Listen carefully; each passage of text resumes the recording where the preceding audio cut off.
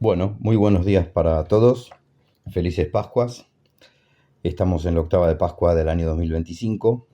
Así que bueno, vamos a pedir al Espíritu Santo que muy fervientemente nos envíe su influjo y la luz de sus virtudes para poder penetrar con nuestro pensamiento, nuestro corazón, estos misterios de la Sagrada Escritura que estamos llevando adelante ya hace algunos años. Bueno, nos tocaría en este video analizar el capítulo 15. Vamos a hacer una macrovisión del libro, perdón, porque nos corresponde entrar en el capítulo 15. Nosotros desde el capítulo 12 al capítulo 14, en el capítulo 12 el libro hace un viraje, mm, si se puede hablar así, aumenta su velocidad en cuanto a la intensidad y gravedad y decisión de los eventos que empiezan a suceder. Aparecen varios eventos nuevos con varios personajes: la mujer, el dragón, las dos bestias, el cordero. Bueno, el cordero ya había aparecido, la cosecha de la tierra. A partir del capítulo 15 y durante los dos capítulos que siguen, que es el capítulo 15 y el capítulo 16, vamos a tener el septenario de las 7 copas, ¿sí?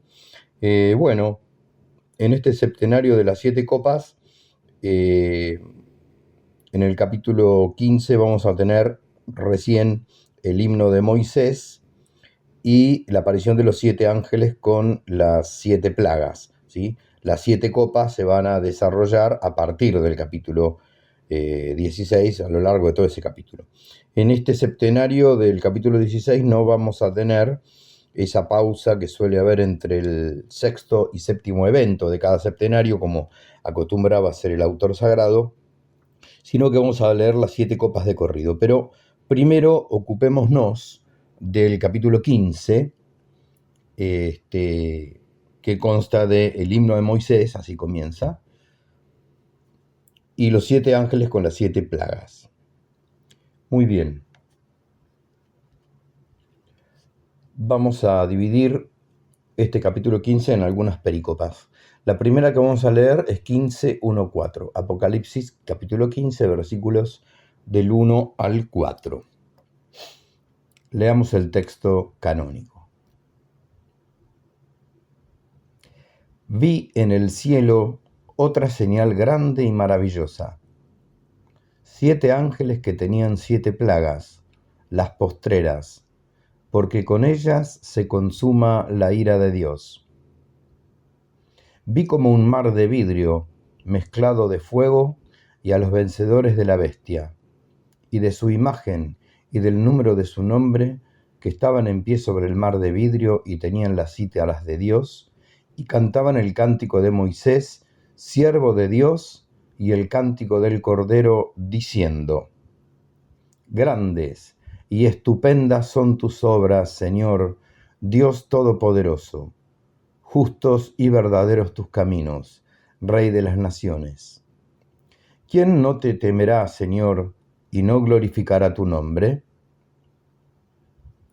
Porque tú solo eres santo, y todas las naciones vendrán y se postrarán delante de ti, pues tus fallos se han hecho manifiestos. Hasta ahí entonces la pericopa 15:1-4. Y entrando en el comentario entonces de esta pericopa 15:1-4, vamos a leer la exégesis de los profesores de Salamanca, publicada en la editorial BAC, Biblioteca de Autores Cristianos. El padre Salguero comenta respecto a esta pericopa. El escenario de esta nueva visión es el cielo. San Juan ve en él otra señal, que es una de las 7 del Apocalipsis. No es algo casual en nuestro libro la mención de 7 señales, como tampoco lo son los septenarios de los sellos, de las trompetas y el anuncio séptuple de la ruina de Babilonia. La visión que el vidente de Patmos contempla en el cielo es grande y maravillosa, pues ve 7 ángeles que tienen 7 plagas, para arrojarlas sobre la tierra con el fin de consumar la cólera de Dios contra los moradores de ella, como dice el versículo 1, ¿no? Estas 7 plagas o copas de la ira divina serán las últimas, porque señalan el momento de la consumación de los juicios divinos contra la humanidad pecadora, ya anunciados en los septenarios anteriores. El Apocalipsis repite las mismas ideas, aunque bajo diferentes formas. Los 7 ángeles que anuncian 7 plagas son paralelos e idénticos a los ángeles de las 7 trompetas.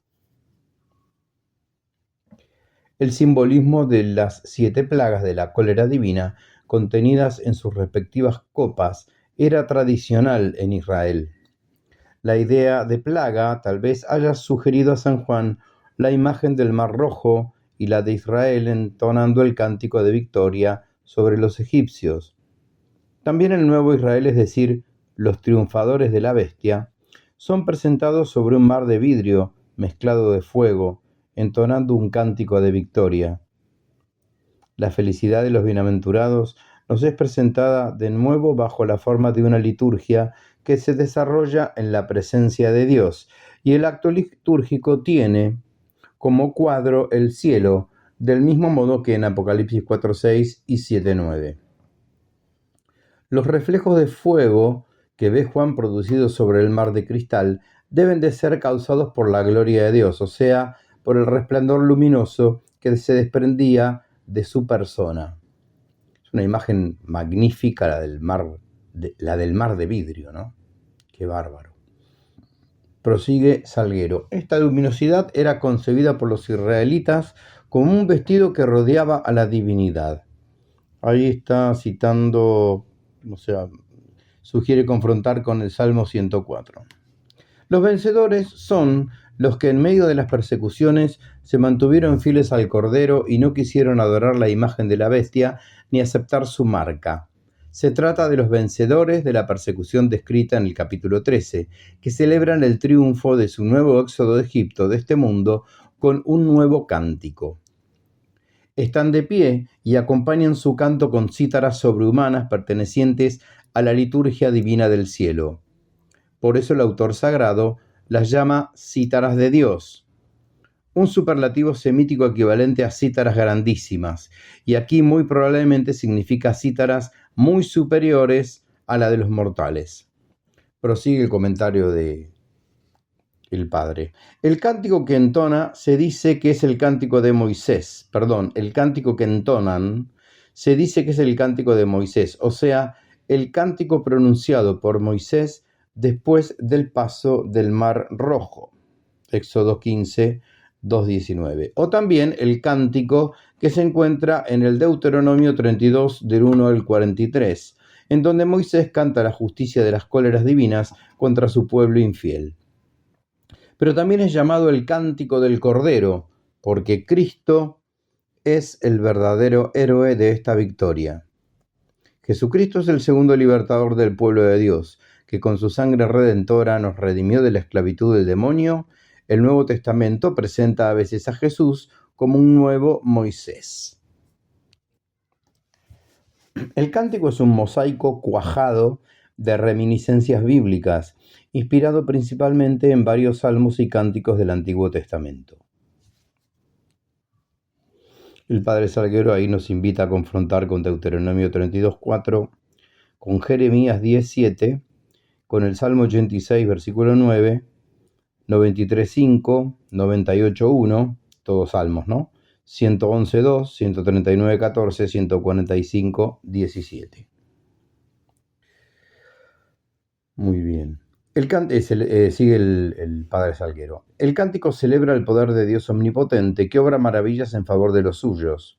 Él es el Rey de las naciones, que en su manera de proceder siempre se muestra justo y fiel. Por eso los hombres han de temerlo y glorifican su nombre, observando sus mandamientos, porque solo Él es santo, es decir, trascendente e incontaminado, totalmente opuesto al dragón y a las bestias, que están llenos de iniquidades e inmoralidades. Todas las naciones conocerán que Él es su Rey, y como tal le acatarán, viniendo a Él y postrándose delante de Él, como dice el versículo 4. Pues reconocerán que Dios ha obrado justísimamente en los juicios punitivos contra el mundo y en la destrucción de la bestia. La conversión de los paganos, por consiguiente, es presentada como el resultado de las últimas intervenciones divinas. En los profetas y en los salmos hallamos también muchas veces que las naciones se convertirán a Dios a la vista de los prodigios que obra en favor de su pueblo. La fuerza indestructible de la Iglesia, en virtud del poder de Dios, que la sostiene y defiende de sus enemigos, es uno de los argumentos de su origen divino. Este argumento atrae las almas a la fe o las sostiene en ella. Todo esto es un anticipo de la victoria. Bien, hasta ahí entonces está el comentario del padre Salguero respecto a la pericopa 15.1.4.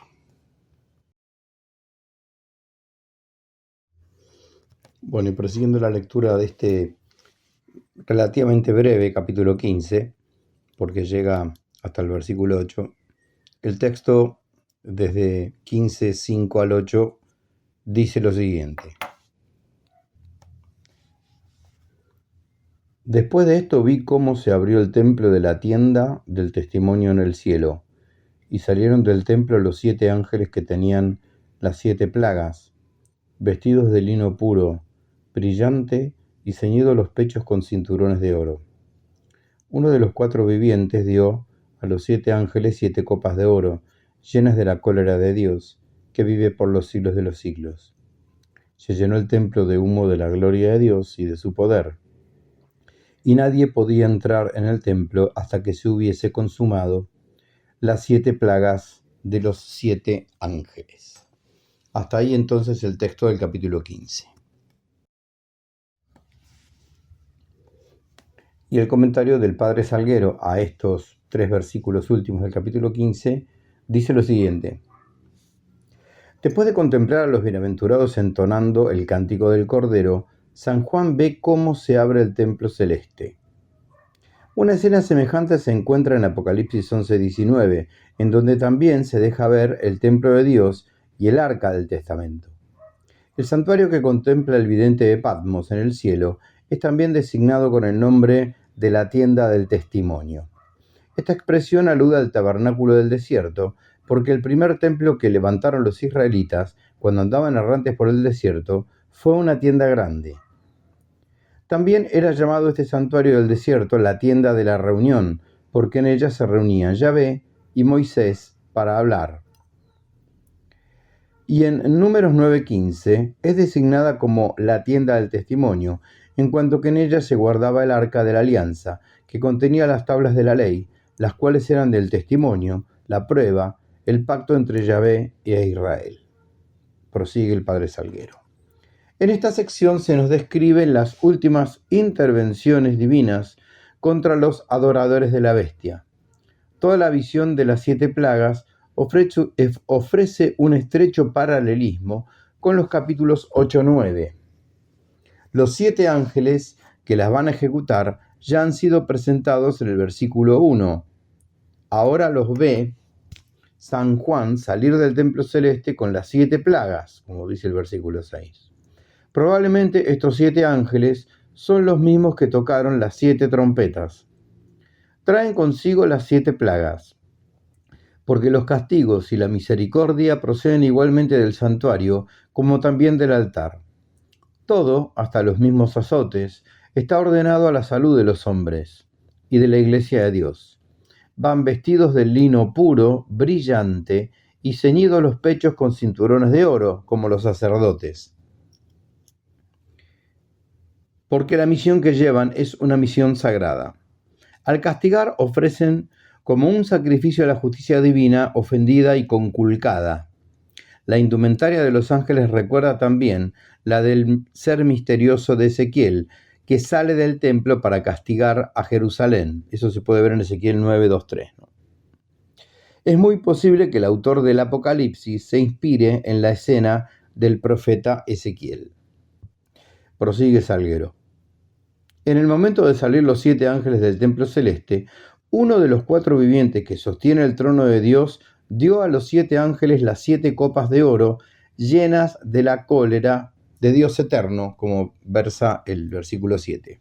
Las copas son de oro, como los vasos del tabernáculo, porque en la casa de Dios no era decoroso el empleo de otra materia. Las copas contienen el brebaje con el que ya se ha amenazado a los adoradores de la bestia. Ahora se va a cumplir la terrible amenaza. En el profeta Ezequiel hay una escena que tiene cierta semejanza con la nuestra, se está refiriendo a Ezequiel 17. Un querubín toma fuego de junto a las ruedas del trono de Dios y lo da al que estaba vestido de lino para que lo arrojara sobre Jerusalén, con el fin de anunciar su próxima destrucción. Las copas que entrega uno de los vivientes están llenas de la cólera del Dios inmortal, eterno y omnipotente, que no dejará de realizar sus amenazas. Estas copas vienen a ser como la contrapartida de las copas de oro, llenas de perfumes que los vivientes y los ancianos tenían en sus manos. Eso lo podemos recordar de Apocalipsis 5:8, ¿no?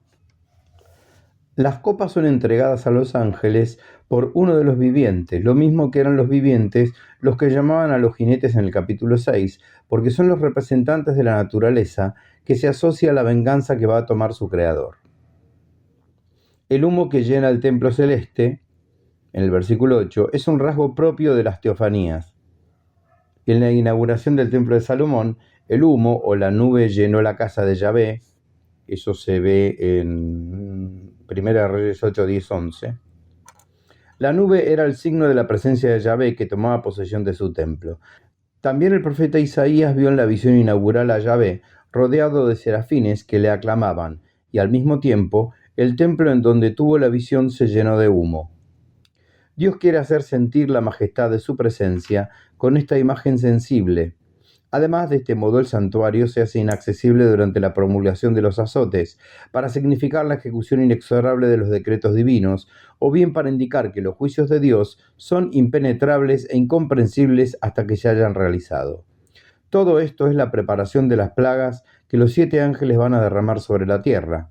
Este será el argumento del capítulo siguiente, y todo esto sirve para dar realce al valor de los tales juicios de Dios. Bueno, hasta ahí el comentario de Salguero. Los capítulos 15 y 16, sabemos que la Biblia está dividida no por el hagiógrafo, ni siquiera por las primeras generaciones. Es un problema medieval, la cuestión de división de capítulos y versículos. La verdad que el capítulo 15 y 16 se podía tomar como una unidad. Nosotros que venimos comentando esta obra capítulo por capítulo vamos a respetar este orden, sobre todo para el oyente. Así que aquí pondríamos una coma, una pausa, un punto aparte. Y en el capítulo que viene, si Dios quiere, seguiríamos con el texto y el comentario del capítulo 16 del Apocalipsis. Vamos a tratar de seguir con esta misma traducción y los mismos comentarios de los profesores de Salamanca. Bueno, muchísimas gracias y hasta siempre.